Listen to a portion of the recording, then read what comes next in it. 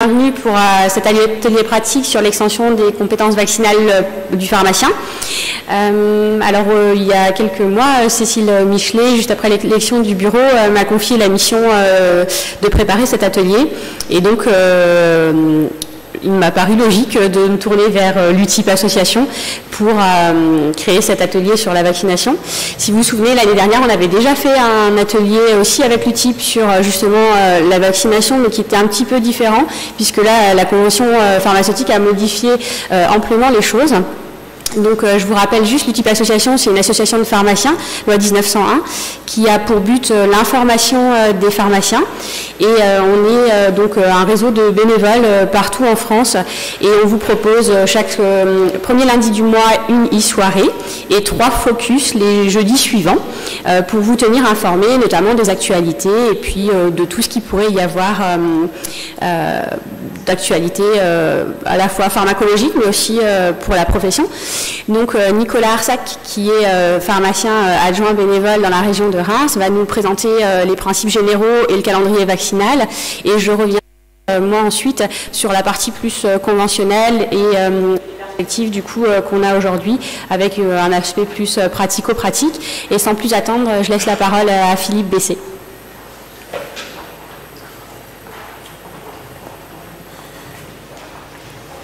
Oui, donc en introduction de cette table ronde sur la vaccination, Alexandra m'a demandé de faire un rappel de la réglementation et de la mise à jour de cette réglementation concernant la vaccination par les pharmaciens. Donc, je pense qu'il est utile pour tout le monde de rappeler que la vaccination, c'est donc 3 actes faits par un ou plusieurs professionnels de santé. Ça commence par la prescription du vaccin, c'est-à-dire le contrôle de l'éligibilité de la vaccination, le contrôle donc du calendrier vaccinal pour ce faire, et ça induit donc une prescription de vaccin et éventuellement de l'acte d'administration. La prescription, premier acte.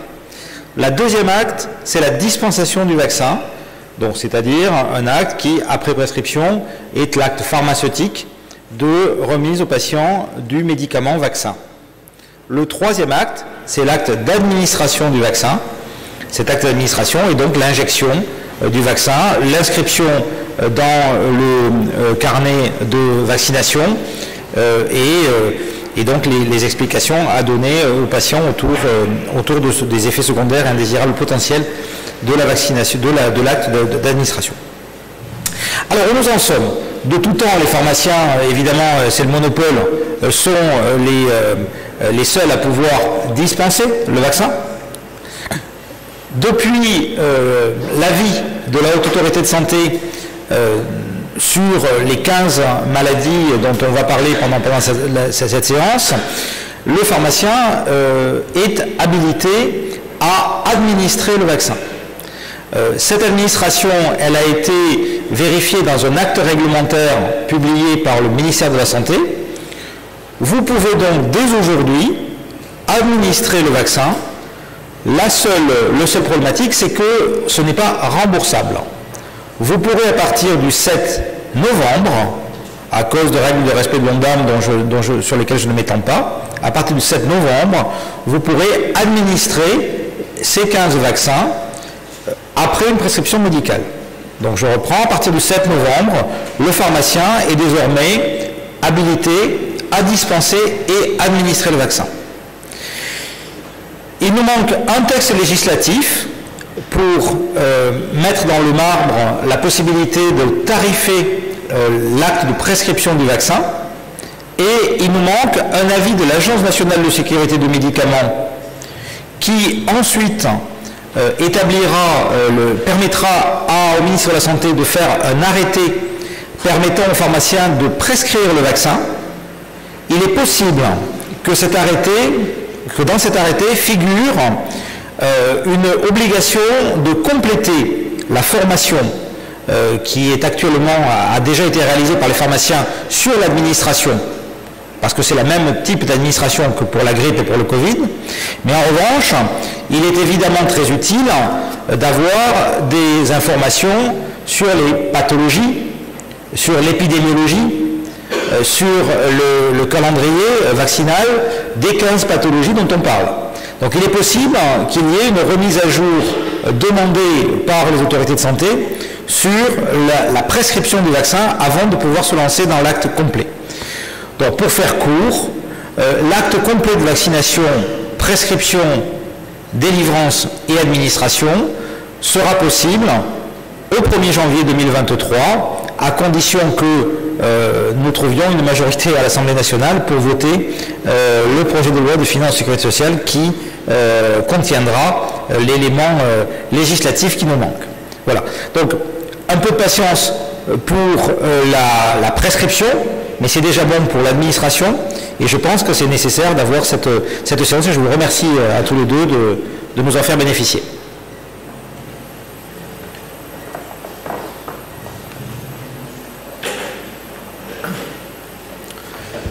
Bonjour à tous, je me présente, je suis donc Nicolas Arsac, je suis pharmacien à Reims. Donc avant toute chose, je tiens à exprimer quelques remerciements donc, à l'ensemble de l'organisation du Congrès national des pharmaciens de Lille 2022, à la Fédération des syndicats pharmaceutiques de France, son bureau national et l'ensemble de ses membres. Je tenais à remercier aussi Alexandra, qui a toute mon amitié pour son travail et son implication. L'UTIP Association dans son ensemble, qui partage avec moi la même rigueur scientifique, je leur suis très reconnaissant, et puis l'ensemble de l'auditoire, donc merci à vous surtout de votre présence. Donc la première partie se consacrera essentiellement sur quelques données scientifiques. Donc on commencera par la vaccination, donc très rapidement parce que vous savez beaucoup d'éléments, notamment les définitions et quelques rappels, on ira très vite. L'intérêt de la vaccination, c'est beaucoup plus intéressant parce que c'est des arguments vis-à-vis de nos patients. Les effets indésirables des vaccins, là aussi, arguments vis-à-vis de nos patients pour les rassurer. Composition des vaccins et classification, on ira très vite, parce que vous les connaissez aussi bien que moi. On passera un peu plus de temps sur les nouveautés du calendrier vaccinal 2022. On a souhaité, avec Alexandra, vous faire quelques petits rappels pratiques sur les rattrapages du calendrier vaccinal. Et puis, on avait choisi de travailler et sur le Covid et la variole du singe. Le temps, hélas, m'est un peu court, donc j'ai préféré travailler un petit peu sur quelques infos sur la variole du singe. Donc, tout d'abord, quelques définitions et quelques rappels. Donc, le vaccin. Et donc, j'ai choisi de prendre la définition de l'Agence nationale de sécurité des médicaments et des produits de santé. Donc, les vaccins sont composés d'une ou plusieurs substances actives d'origine biologique appelées antigènes vaccinaux, qui sont issus de bactéries ou de virus, capables de stimuler la production d'anticorps par notre système immunitaire. Alors, la notion importante, c'est qu'il faut vraiment considérer, donc c'est typiquement dans le domaine du pharmacien, considérer en fait les vaccins comme de véritables médicaments. Donc, pour le premier point, c'est que les vaccins sont des médicaments immunologiques et suivent donc tout le processus de l'ANSM, des essais cliniques jusqu'au contrôle et la vigilance. Ensuite, deuxième autorité incontestable, l'Organisation mondiale de la santé précise, elle, ce qu'est la vaccination. Donc c'est un moyen simple, sûr et efficace de nous protéger des maladies dangereuses dès le contact avec ces infections. Elle utilise donc les défenses immunitaires naturelles pour créer une résistance à ces infections et renforcer donc ce même système immunitaire. Les vaccins, toujours selon l'Organisation mondiale de la santé, stimulent le système immunitaire pour créer des anticorps de la même manière que s'ils étaient exposés à la maladie. Donc, important, les vaccins, c'est l'OMS qui le dit, n'exposent pas le sujet à des risques de complications. La plupart des vaccins, vous le savez, sont administrés par injection. Certains se prennent par voie orale. Je suis désolé de citer quelques termes, mais Rotatec, Rotarix. Donc se prennent par voie orale ou aussi par aérosol nasal. Donc ça, ce sont les définitions destinées au grand public. C'est dans le site internet de l'OMS. Alors, tout de suite, vous voyez le terme « protéger des maladies ». En fait, il existe deux types de vaccins. Les vaccins qui sont des vrais vaccins préventifs, donc qui sont administrés à un individu en bonne santé, qui va donc le protéger. Ça, c'est les vaccins que l'on utilise tous les jours. Mais il existe aussi des vaccins curatifs qui permettent de lutter contre une maladie en stimulant le système immunitaire d'une personne malade. Donc c'est une nouvelle approche thérapeutique que nous ne détaillerons pas ici, mais qui est très intéressante dans certains cancers hormonodépendants, notamment le cancer de la prostate ou dans certaines pathologies comme le VIH. Donc tout ce que je vais dire là concerne que la vaccination préventive, mais sachez qu'il existe deux types de vaccination. Donc la plupart des vaccins sont administrés par injection, et ce que vous faites depuis déjà de nombreuses années, vous utilisez la voie injectable. Et la voie à privilégier pour les vaccins, c'est la voie intramusculaire, car c'est la voie la mieux tolérée. Donc c'est le premier argument de la voie intramusculaire, c'est que c'est la mieux tolérée, et c'est ce qui permet de provoquer la meilleure réponse immunitaire. Autre voie possible que vous utilisez régulièrement, c'est la voie sous-cutanée. Vous l'avez utilisée depuis de nombreuses années aussi dans la vaccination contre la grippe chez les patients sous anticoagulants. Mais en fait, elle est recommandée aussi, cette même voie sous-cutanée, pour l'utilisation de certains vaccins, notamment les vaccins viraux. ROR, fièvre jaune, c'est possible. Et puis, il y a la voie intradermique qui ne nous concerne pas, c'est la voie BCG.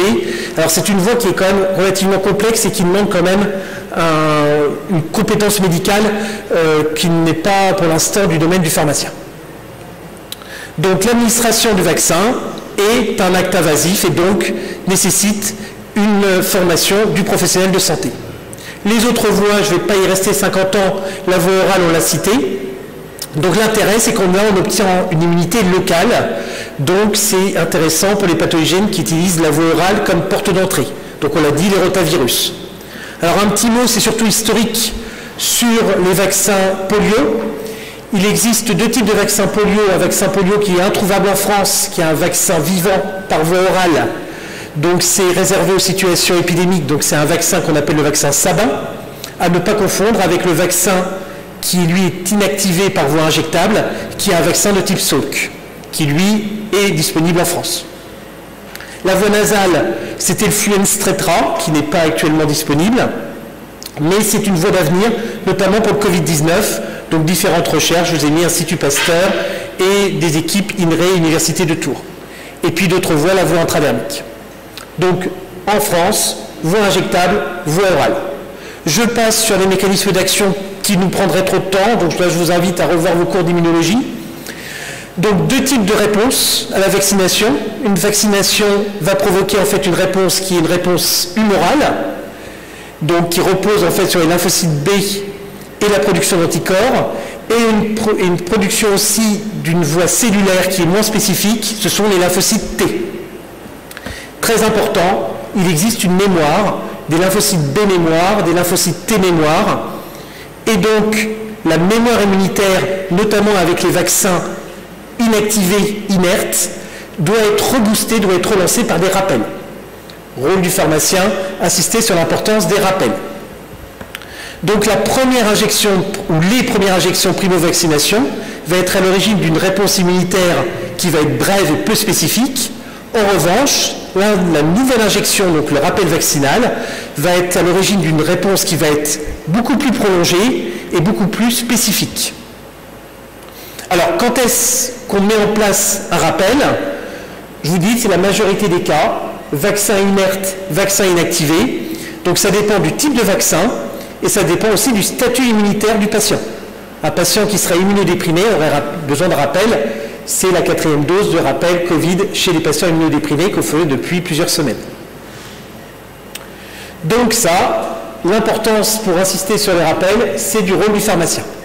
Alors l'intérêt de la vaccination, donc l'OMS présente en fait comme 2 à 3 millions de vies qui seraient sauvées chaque année par l'acte vaccinal.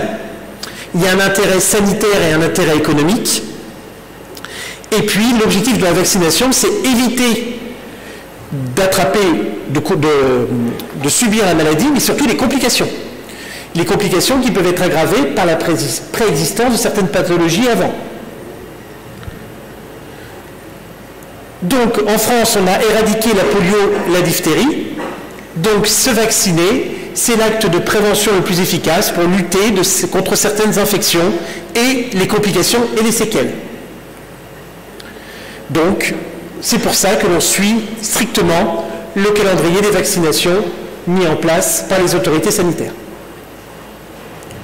Donc, efficacité nullement contestable, je vous prie de m'excuser, éradication totale de la variole classique et de la diphtérie.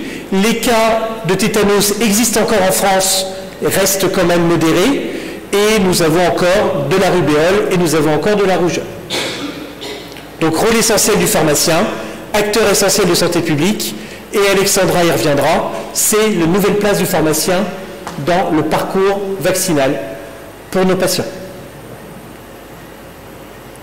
Donc, la vaccination en France, vous le savez aussi bien que moi, il y a des obligations et des recommandations, voire des très fortes recommandations. Les obligations, c'est légal, il n'y a pas à discuter, ce sont les 11 valences depuis 2018 chez les nourrissons. Avant 2018, diphtérie, tétanos, polio. Maintenant, nous avons diphtérie, polio, tétanos, hémophilus, hépatite B, coqueluche, rougeole, oreillon, rubéole, rougeole, oreillon, rubéole ensemble, pneumocoque et méningocoque C. Après, vous avez les vaccins qui sont recommandés pour la population générale.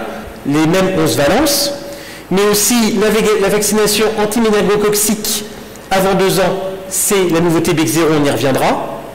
La vaccination anti-HPV chez les adolescentes et les adolescents. Et aussi, bien entendu, ça c'est depuis de nombreuses années, la vaccination antigrippale chez les personnes de plus de 65 ans. Ensuite, vous avez les vaccins recommandés en cas de risque élevé, qui peuvent même être quelquefois obligatoires, même dans certaines professions, les professions de santé. Donc je vous ai mis l'exemple, c'est la vaccination antipneumococcique pour certains états de santé fragiles, la leptospirose chez les égoutiers, chez tous les personnels de santé, vaccination contre les hépatites. Et la grippe dans certains cas, donc je vous ai remis en fait les recommandations de la grippe que vous connaissez aussi bien que moi. Vous remarquerez, entre parenthèses, chose qu'on a depuis plusieurs mois, la recommandation chez la femme enceinte. Les vaccins complémentaires, donc ça c'est pour les patients qui veulent une protection optimale. Grippe, on peut très bien faire une vaccination grippe si on n'est pas dans la recommandation, c'est possible. Donc voici le calendrier vaccinal simplifié. Vous retrouvez en bleu donc mes 11 valences obligatoires à faire donc chez les nourrissons entre 0 et 18 mois. Vous remarquerez que le méningocoque B, la ligne en dessous le cadre bleu, est placée comme recommandée et vous avez bien donc vos injections avec votre remboursement possible avant l'âge de 2 ans. Alors, qu'est-ce que l'on recherche? Eh bien, on recherche une protection individuelle, se protéger soi-même contre la pathologie et ses complications. Mais, argument supplémentaire, on protège aussi son environnement. On protège les personnes qui nous entourent. C'est ce qu'on appelle l'herd immunity, vous m'excuserez pour mon accent, l'immunité grégaire ou l'immunité de groupe. Donc là, c'est l'Institut Pasteur qui, à mon avis, donne la meilleure définition. Donc ça permet en fait de lutter contre une infection, mais surtout protéger la population d'une personne à l'autre. Donc ça va permettre, cette immunité collective, d'aller vers l'extinction de la pathologie. Donc voici le tableau qui est trouvable en fait sur le site Amélie et sur le site Vaccination Gouvernement. Vous voyez qu'en haut, l'épidémie de rougeole va toucher tout le monde parce que personne n'est vacciné ou presque tout le monde. Si on est vacciné, là c'est la ligne du milieu, on va protéger certaines personnes, mais malgré tout, l'épidémie va avoir lieu. Si un maximum de personnes sont vaccinées, en fait on aura une personne malade qui va intégrer ce groupe, mais l'ensemble de la population sera protégée. Donc on protège soi-même, on protège les autres. Donc exemple, le meilleur exemple, c'est la coqueluche. Ce que nous faisons depuis de nombreuses années, c'est la stratégie du cocooning. Donc vous savez, la coqueluche est une cause de mortalité chez les nourrissons. Donc en général, même les nourrissons de moins de 6 mois. Et donc la politique de vaccination repose sur 3 stratégies. La primo-vaccination des nourrissons obligatoire à partir de 2 mois avec des rappels itératifs. La vaccination, c'est nouveau, on va y revenir, de la femme enceinte ou à défaut en postpartum suite à l'accouchement avant la sortie de maternité. Et puis la vraie stratégie du cocooning, donc qui concerne toutes les personnes susceptibles d'être en contact étroit avec le nourrisson. Ça peut être les frères et sœurs, ça peut être les parents s'ils ne sont pas, ou même avant la conception, Ça peut être les grands-parents, ça peut être les oncles et les tantes. Tous ceux qui sont en contact sont susceptibles de rentrer dans la stratégie du cocooning. Donc voici le tableau. Obligation avant 12 mois, le rappel à 6 ans, le rappel à 11-13 ans et la stratégie du cocooning qui regroupe en fait tous les adultes. Vous remarquerez, mais ça vous le savez aussi bien que moi, les deux grands types de vaccins combinés. Grand D, grand C, c'est les doses entières. Petit D, petit C, ce sont les doses réduites qui servent pour les rappels à partir en fait de l'âge adulte.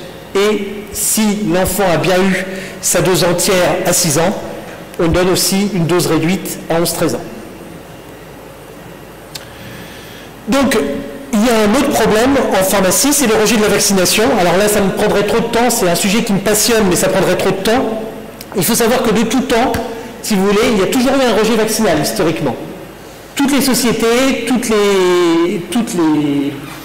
les sociétés, en fait, ont subi, en fait, une résistance à la vaccination, comme on peut avoir de la résistance à certaines thérapeutiques. Donc c'est un processus qui est soit individuel, la personne dans son coin, ou collectif. Donc c'est des processus d'émulation que vous subissez, hein, Internet, réseaux sociaux. Et puis en fait, ça a des conséquences et des origines qui peuvent être sociales, religieuses, culturelles, philosophiques, politiques. Souvent tout groupé, donc très complexe à analyser. Donc je vous invite, pour information, de vous adresser à cet excellent ouvrage. Je n'ai aucun lien d'intérêt, hein, je vous le dis tout de suite, mais c'est un excellent ouvrage anti-vax, notamment le dernier chapitre qui vous explique en fait tous les phénomènes actuels de rejet, et vous allez voir, ça brasse très très large. Donc difficulté pour le pharmacien, lutter contre cette population anti-vax, ne pas les combattre, essayer de les convaincre, mais la couverture vaccinale est quasi impossible à atteindre. Donc les effets indésirables des vaccins, ils sont mineurs et passagers. Donc comme tout médicament, il y a un processus de vigilance, en fait, qui est mis en place rapidement. Et la principale objection, le principal retour que vous avez, c'est douleur et rougeur au point d'injection. Elle est légère et modérée. Donc les effets indésirables sont rares et très très rarement graves. Il y a le phénomène allergique. S'il y a allergie à vaccin, cela ne concerne plus le pharmacien. Allergie à vaccin, je ne vous vaccine pas. Donc se référer au RCP de chaque produit qui vous diront en fait les effets indésirables à redouter. Alors les effets indésirables, vous avez des effets indésirables locaux, on vient de le dire, douleur au point d'injection, rougeur, œdème. Et puis vous avez quand même, il faut le savoir, c'est dans les RCP, des effets indésirables systémiques. Donc un épisode fébrile qui peut survenir rapidement ou un petit peu retardé, notamment avec les vaccins vivants. Des convulsions, c'est très très rare. Des céphalées, des myalgies et des arthralgies, des troubles digestifs à type notamment de diarrhée. Et chez l'enfant, normalement ça doit être de façon très ponctuelle et très courte, une baisse de l'appétit, voire même à caractère plus grognon. Les réactions allergiques, donc ça contre-indique l'utilisation des vaccins en pharmacie. Donc là, je vous ai mis un rappel en fait des différents effets secondaires répertoriés par type de vaccination. Alors il y a le cas particulier du BCG, qui est souvent traître, parce que ça apparaît souvent en retardement par rapport au moment de la vaccination. Donc c'est ce qu'on appelle entre autres les adénopathies, les BCG. Voilà. Adénopathies, BCG, qui sont localisées ou disséminées. Il y a un excellent article d'ailleurs, je ne sais pas si je peux le citer, du magazine Prescrire sur les BCG disséminés chez les enfants immunodéprimés. Donc voilà une adénopathie et voilà une BCG, voilà, qui est en fait au lieu d'injection du BCG, et j'insiste, ça peut apparaître plusieurs semaines après l'injection. Donc pas forcément facile d'y penser. Donc pour toute question, vaccination-infoservice.fr, pharmacovigilance. Quelques cas quand même où malgré tout, une consultation médicale doit être obligatoire, une forte fièvre, une éruption cutanée d'apparition brutale ou qui s'étend, les nourrissons qui souffrent de pleurs inconsolables, de perte d'appétit ou d'un caractère ronchon, certains nourrissons sont tout le temps ronchons, apathie ou somnolence anormale, les personnes en aggravation de l'inflammation, donc ça c'est consultation médicale. Ce n'est pas du ressort. Alors, grand but de l'UTIP, lutter contre les idées reçues. Alors, je vous les cite, tout ça n'a aucune preuve. Donc, la vaccination des nourrissons ne déclenche pas la mort subite. C'est faux, jamais prouvé.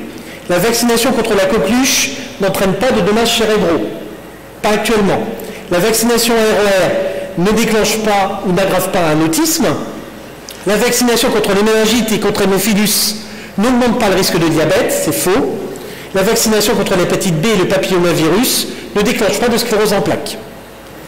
La vaccination contre les papillomavirus sera à l'origine de maladies auto-immunes, non. Donc, composition et classification simplifiée des vaccins. Donc, l'agent antigénique, l'antigène vaccinal, qui est à l'origine donc de l'immunité, des adjuvants, notamment l'aluminium, mais vous avez aussi des phosphates de calcium. Donc les adjuvants, en fait, sont surtout intéressants dans les vaccins inactivés, parce qu'ils permettent d'augmenter la réponse immunitaire. On a moins d'antigènes nécessaires, on a une meilleure réponse immunitaire. Et puis vous avez des excipients, parmi lesquels des antibiotiques. D'où votre question, est-ce que vous faites des allergies aux antibiotiques avant la vaccination?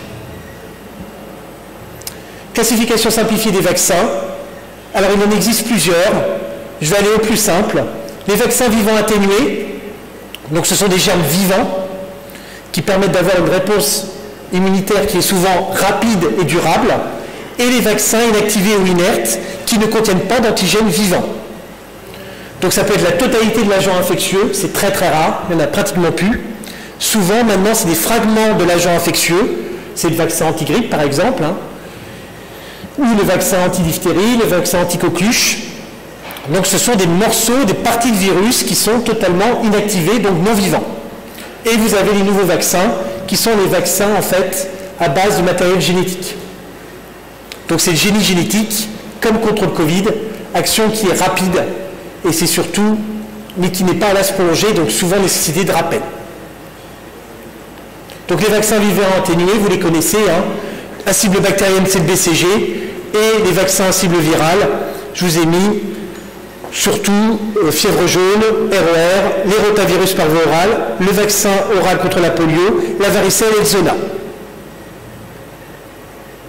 Donc protection qui est rapide, mais pas prolongée, et peu spécifique.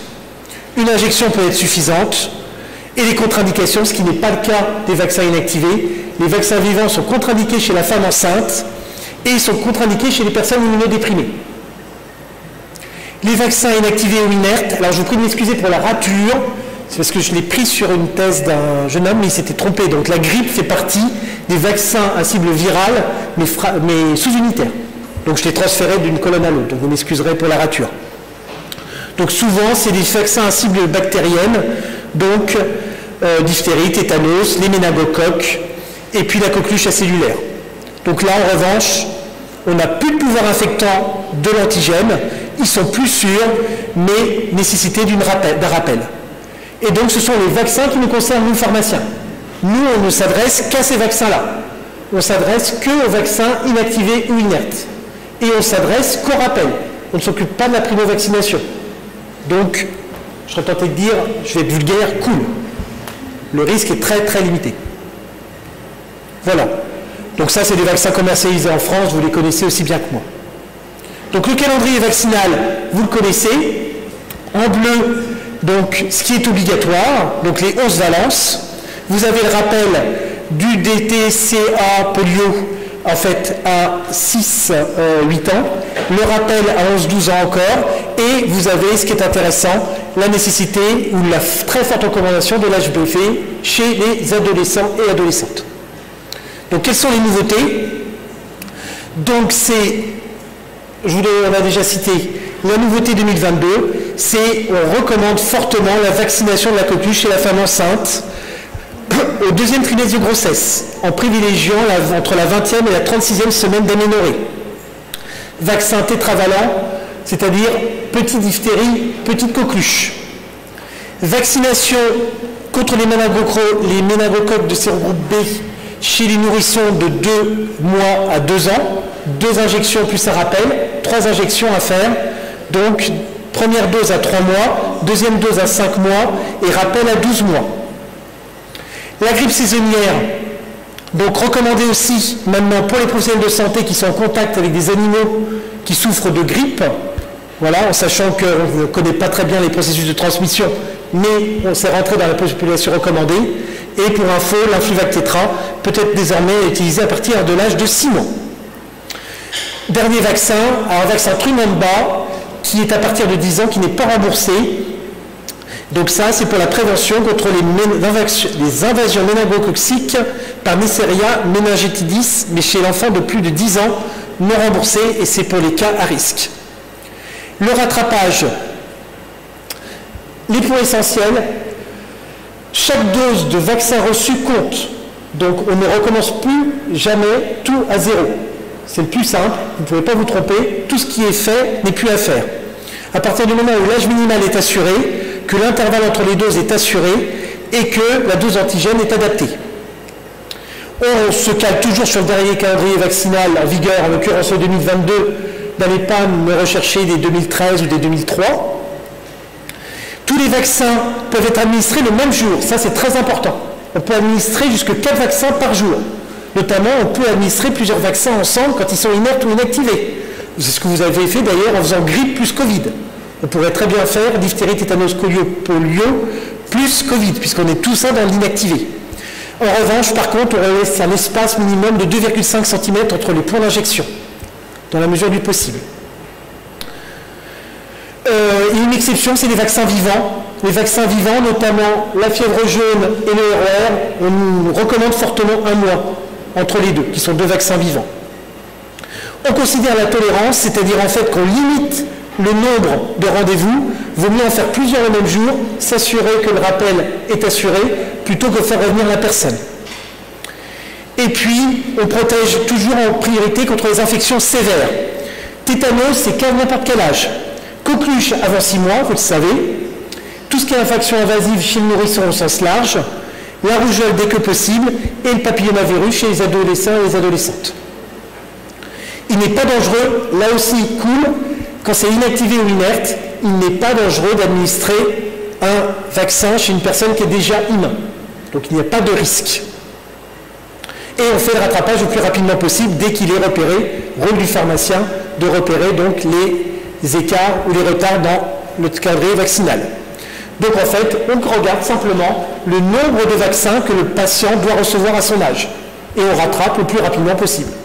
Donc il n'y a rien de compliqué, il n'y a rien de sorcier, il faut faire vraiment le plus simple. Alors très rapidement, parce que j'ai plus trop de temps, la variole du singe. Alors c'est des données qui ne sont pas forcément très récentes parce que c'est encore modifié. Donc ça c'est des données qui sont du 16 juin.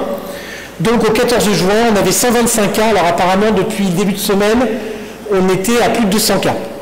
125 cas confirmés, âge médian 35 ans, et avec des cas de personnes immunodéprimées. Donc il y a des recommandations sur 2 vaccins qui s'appellent l'Invanex et les Gymnéos, qui ne nous concernent pas, de la firme Bavarian Nordic. Et donc, dans un arrêté, en fait, je crois que c'est un arrêté du journal officiel, le ministère a autorisé l'utilisation de ces 2 vaccins, mais dans des cadres très précis. C'est-à-dire qu'il faut que ce soit des personnes qui aient eu un contact physique avec une personne malade. Donc c'est très quand même, il faut qu'il y ait un contact physique non protégé avec une peau lésée ou des fluides biologiques. Et le deuxième cas, c'est les personnes qui ont un contact non protégé, mais à moins de 2 mètres pendant 3 heures. Donc vous voyez, c'est quand même très très spécifique, ça concerne un nombre limité de personnes. Et donc, les vaccins préventifs, c'est Invanex en Europe et Gymnéos aux États-Unis. Les 2 sont utilisables en France. Et donc, ce sont des vaccins de 3e génération. Donc pour ceux d'entre vous qui ont été vaccinés contre la variole, ce n'est pas du tout les mêmes générations des vaccins. Les vaccins que vous avez eus, c'était 1re et 2e génération. Là, on est dans un autre système, 3e génération. Donc c'est souche virale hautement atténuée, d'une souche, peu importe, la caravirus. Et donc ce sont des antigènes non réplicatifs, ce qui n'est pas le cas des 1re et des 2e générations. Donc le risque est très limité. Voilà, et c'est un peu le même processus de conservation que le Covid. En cas de contact à risque, voilà le protocole. Donc à faire le plus rapidement possible, de préférence dans les 4 jours, au maximum 14 jours plus tard, et ces schémas à 2 doses espacées de 28 jours. Et une dose, c'est, vous voyez, virus sous-cutané. Donc une dose de 0,5 ml par voie sous-cutanée. Si des personnes sont immunodéprimées, c'est 3 doses. Et enfin, pour ceux qui ont déjà été vaccinés contre la coqueluche, eh ben, c'est qu'une dose de rappel. Il n'y a pas besoin d'en faire 2. Je vous remercie énormément de votre attention. Et je remercie aussi Alexandra et je lui laisse la parole.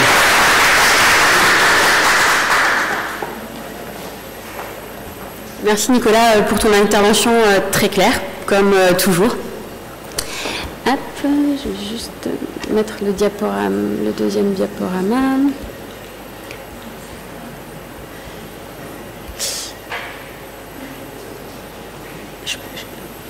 Du coup, je vais vous présenter rapidement. On aura un petit temps d'échange avec des questions s'il y en a bien sûr. Donc, vous savez qu'on a eu plusieurs textes qui nous ont permis la vaccination, des décrets, des autorisations qui sont venues au fur et à mesure. Donc, je tenais à vous faire un petit rappel de l'historique de la vaccination. Donc, si vous vous souvenez, on a d'abord eu une expérimentation dans 2 régions de la vaccination grippe dès 2017. Comme cette expérimentation était concluante, on est passé ensuite à 4 régions avant d'étendre à toute la France en 2019, uniquement donc pour la vaccination grippe. Si vous vous souvenez, à ce moment-là, il a été nécessaire de faire des formations sur la vaccination. Il a été nécessaire aussi que chaque pharmacien soit déclaré auprès de l'ARS pour la partie formation. Donc cette partie formation qui contient justement une partie sur l'acte vaccinal. Ensuite, en 2021, suite à la crise sanitaire, on a obtenu une vaccination dérogatoire contre la Covid-19 par le pharmacien. Et depuis donc, le mois de juillet, on a autorisé à vacciner les préparateurs. Et je reviendrai sur ce point-là tout à l'heure, parce que c'est vraiment une dérogation dans le cadre de l'état d'urgence sanitaire. Cette vaccination possible aujourd'hui par le préparateur uniquement dans le cadre de la Covid-19. Et on a eu en même temps l'autorisation donc, pour les étudiants formés dès la 4e année d'études, justement de vacciner aussi contre la Covid. Ensuite, suite à la signature de cette convention pharmaceutique en ce début d'année, on a toute une série d'avancées pour nous pharmaciens. Donc, on a donc, notamment la revalorisation de l'honoraire de vaccination antigrippale. Donc, vous savez que cet honoraire de vaccination, il va être porté à 7,50 €, TTC donc pour la métropole. Alors, comme on est dans un congrès syndical aussi, je vous ai remis les gains pour le réseau. Donc, ça représente 5,2 millions d'euros pour le réseau de la pharmacie. Ensuite, cette convention pharmaceutique nous a permis de fixer aussi 2 honoraires pour les autres vaccinations à partir de 16 ans. Et donc là, on a eu une belle annonce hier dont je vais vous reparler tout à l'heure. Donc les honoraires, ce sera donc 7,50 € si le vaccin est prescrit par un médecin et pour tout vaccin à prescription médicale facultative. Lorsqu'on sera dans le cas de vaccins pour lequel on n'a pas de prescription, et comme l'expliquait Philippe tout à l'heure, on deviendra du coup prescripteur. Dans ce cadre-là, on aura une revalorisation de l'acte de vaccination à 9,60 € pour la métropole. Et ça sera le cas aussi pour donc les vaccins à prescription médicale obligatoire, lorsque nous aurons la prescription, effectivement, ou par la suite, lorsque nous aurons la possibilité, nous, de devenir prescripteurs de ces vaccins, donc à peu près au début de l'année prochaine, du coup. Et si vous vous souvenez, pour la vaccination grippe, lorsque votre patient arrive à l'officine et qu'il n'a pas de bon de prise en charge, vous avez la possibilité de lui éditer un bon de prise en charge sur le portail de l'assurance maladie. Et donc là, on sera dans le même système. Il faudra aller télécharger et remplir un bon de prise en charge donc sur le portail de l'assurance maladie. Je vous ai rappelé là qu'on aura une majoration pour les DROM de 1,5. Donc les tarifs que je vous ai annoncés là, c'est vraiment les tarifs pour la métropole. Et là, on estime le gain pour le réseau à 32 millions d'euros. Ce gain pourrait être augmenté puisque on va voir tout à l'heure qu'il se pourrait qu'on puisse administrer et prescrire ces vaccins en dessous de 16 ans, peut-être assez rapidement. Donc comme l'a redit tout à l'heure Philippe, on est bien d'accord aujourd'hui, on ne peut pas prescrire le vaccin en dehors de la grippe. Par contre, vous pouvez administrer le vaccin. Pour les vaccins pour lesquels vous auriez une prescription, vous pouvez l'administrer, pas de remboursement possible de l'acte. Et pour les vaccins à prescription médicale facultative, vous pourriez être amené, là aussi, à les injecter. Donc les vaccins autorisés à l'officine, le décret qui est paru à la suite de la signature de la Convention, donc le 21 avril, vous répertoriez les vaccins. Donc on a la grippe saisonnière, ce qu'on faisait déjà, diphtérie, tétanos, polio, coqueluche, papillomavirus humain, les infections invasives à pneumocoque, virus hépatite A, hépatite B, les méningocoques, donc sérogroupe A, B, C, Y, W, et la rage. Alors là, je vous ai repris un petit peu le calendrier vaccinal simplifié qu'a montré tout à l'heure Nicolas, et je vous ai mis en fait des petites flèches. Je ne sais pas si vous voyez ma souris, mais je ne crois pas. Je ne sais pas si on la voit. On ne la voit pas. En tout cas, je vous ai remis ici des flèches rouges qui reprennent justement les vaccins qu'on aura l'autorisation justement de prescrire, d'administrer et bien sûr de délivrer. Et donc, vous voyez notamment ici sur cette ligne-là, diphtérie, tétanos, polio, on va se concentrer donc principalement sur les rappels à 25, 45, 65 ans et ensuite tous les 10 ans. Donc avec les âges de la vie qui pourront vous permettre, lorsque vous voyez votre patient, de lui rappeler la nécessité de faire son rappel. Donc la coqueluche, Nicolas en a parlé, donc je ne reviens pas dessus. Ensuite, vous avez le vaccin hépatite B et il a bien fait le rappel sur le rattrapage vaccinal, s'il n'y avait pas eu de vaccination, puisque là on se souvient que c'est parmi les 11 vaccins obligatoires. Et puis après, pneumocoque, méningocoque, bien évidemment HPV, pour lequel on aura certainement pas mal de rattrapage à faire, puisque vous savez que la vaccination par le HPV en France a un retard par rapport à d'autres pays, européens bien sûr, et transatlantiques. Et bien sûr, le rappel de la vaccination grippe tous les ans. Je vous avais remis les vaccins commercialisés, mais Nicolas en a reparlé. Les tableaux de vaccination recommandés chez l'adulte. Donc nous, vraiment, on se concentrera d'abord sur ceci. Et quand on démarrera la vaccination, bien sûr, la ligne la plus facile, ça sera diphtérie, tétanos, polio, avec les âges de la vie, où il faut penser à demander à nos patients si les rappels ont été réalisés. Et comme l'a redit Nicolas tout à l'heure, vraiment avoir à l'esprit que lorsqu'on n'a pas de notion de vaccination, si on refait une dose, ce n'est pas grave. Donc il faudra vraiment prendre en compte la dernière dose réalisée, parce qu'on va avoir des soucis nous aussi par rapport au dossier du patient que nous n'avons pas forcément, et donc on sait que beaucoup de nos patients aujourd'hui n'ont plus de carnet de santé. Donc ça, Nicolas l'a revu. Ensuite, je vous ai remis ici le lien sur lequel vous pouvez aller télécharger le calendrier, les recommandations vaccinales 2022. Alors bien évidemment, c'est de celui-ci qui est issu en fait le calendrier simplifié que je vous ai remis après l'avoir commandé notamment sur le CESFARM. Et donc c'est un ouvrage qui fait, je crois, 80 pages, dans lequel on reprend justement toutes les vaccinations et les temps auxquels il faut les faire. Donc en pratique à l'officine, on est bien d'accord, aujourd'hui le pharmacien il peut administrer les vaccins. Par contre, il n'y a pas de prise en charge par l'assurance maladie de ces administrations. Donc on aura une prise en charge à partir de l'automne revalorisée pour la grippe.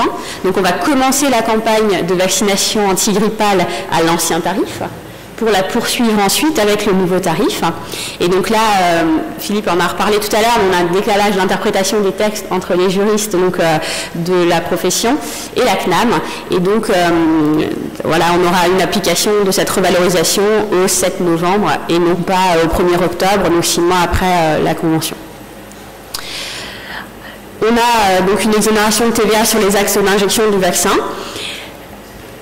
Comme la prise en charge, je vous en ai reparlé, et donc la vaccination grippale, donc début de la vaccination grippale à 6,30, 6,60 pour les drômes, et puis on passera ensuite à 7,50 € au 7 novembre. Ensuite, je vous ai remis ici quelques outils d'aide à la vaccination, donc notamment quelques petites infos où vous pouvez aller commander. Je vous ai remis le portail de commande du CESFARM, je ne sais pas si vous y allez de temps en temps, mais ça peut être vraiment intéressant d'y aller pour la vaccination. Vous y retrouvez le calendrier 2022 des vaccinations, vous pouvez télécharger le guide que je vous ai montré tout à l'heure, vous pouvez commander ces calendriers simplifiés de vaccination qui permettront quand même à vous et votre équipe facilement d'avoir le calendrier vaccinal en tête. Vous pouvez commander aussi des carnets de vaccination.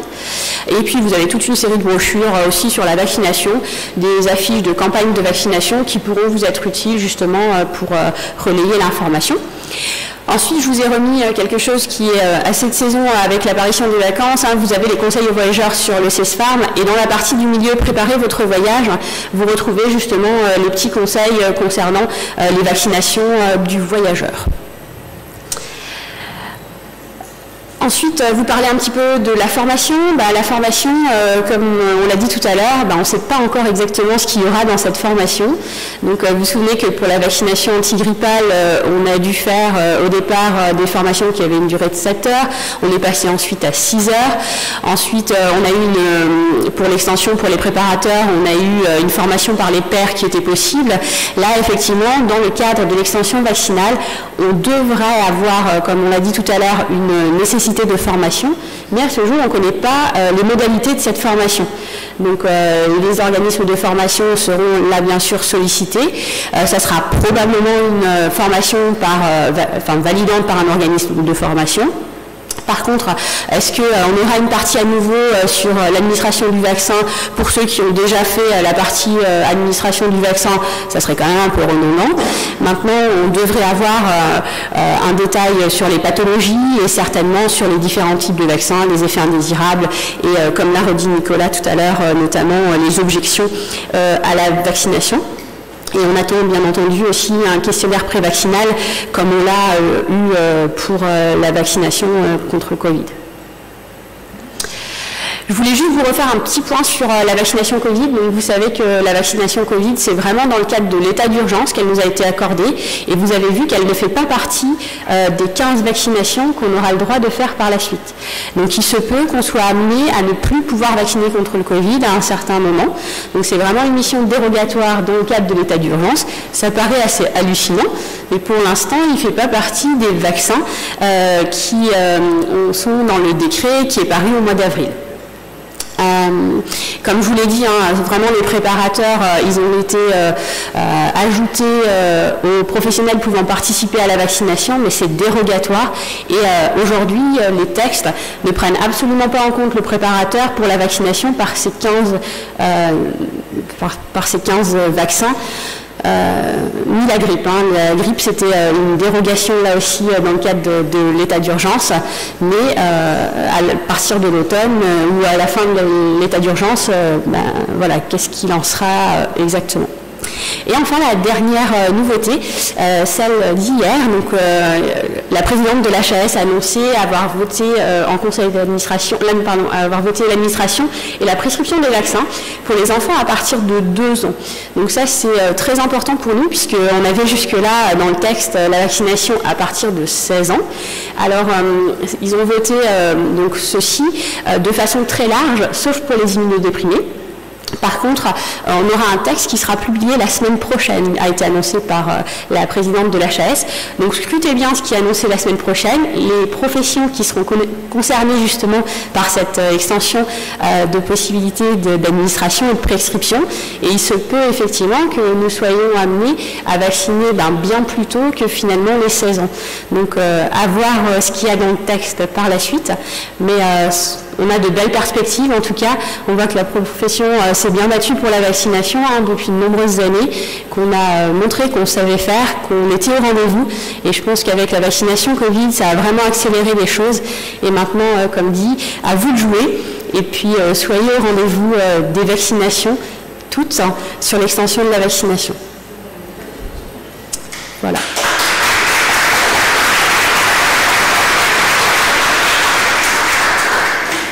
Je ne sais pas si vous avez des questions.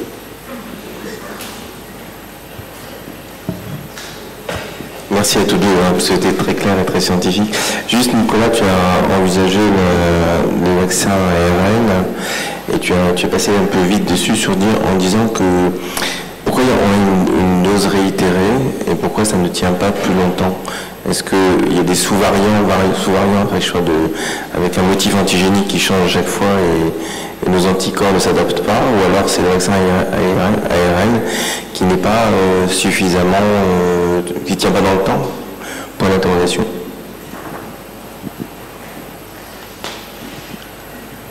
Merci Abraham de ta question.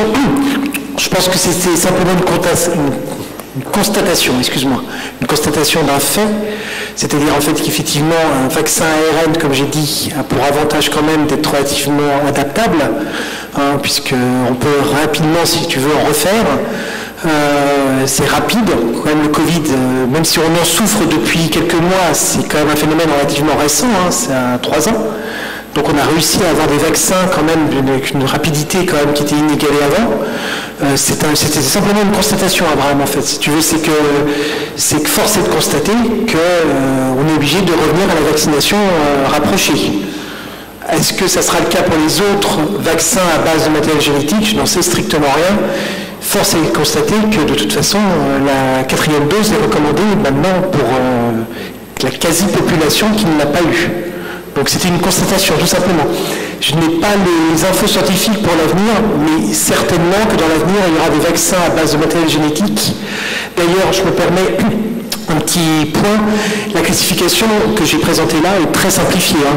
On pourrait très bien sortir des vaccins à base de matériel génétique et refaire une autre sous-catégorie qui n'est pas dans les vaccins inactivés. C'était un peu simplifié, je veux bien l'admettre.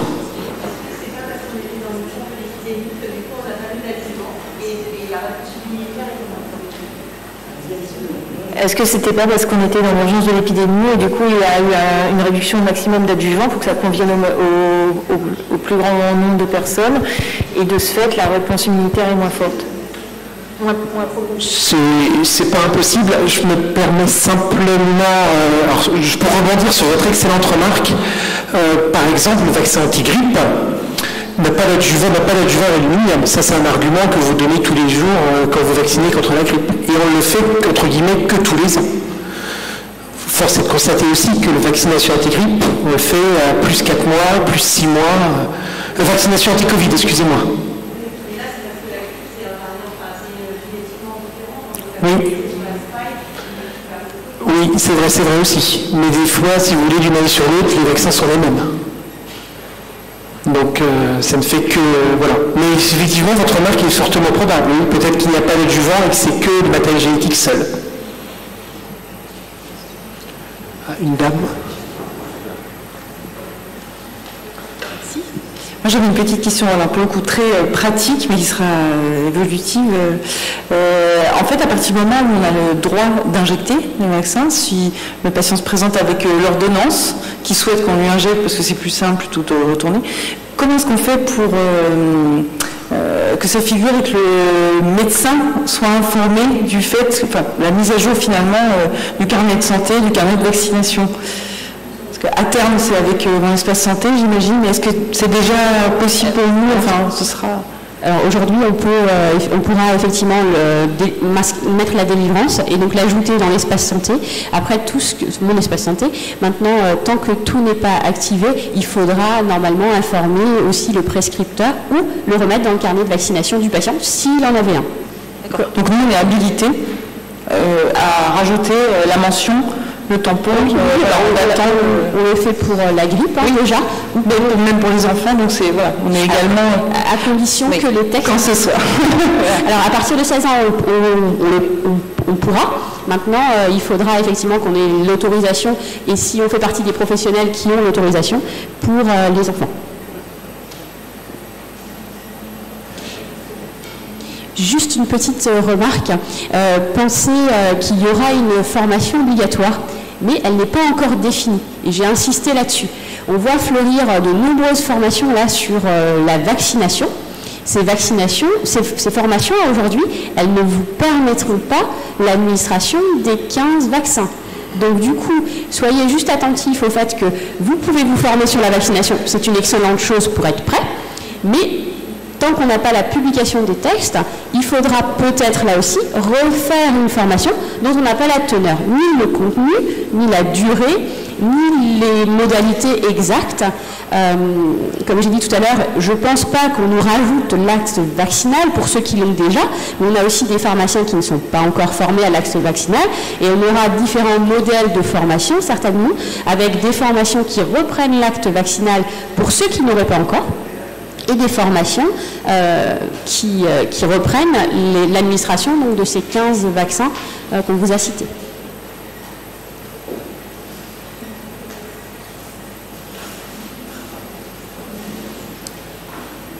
En tout cas, soyez au rendez-vous de la vaccination. Et puis, s'il n'y a plus de questions, on va clore la séance. Je vous remercie pour votre présence.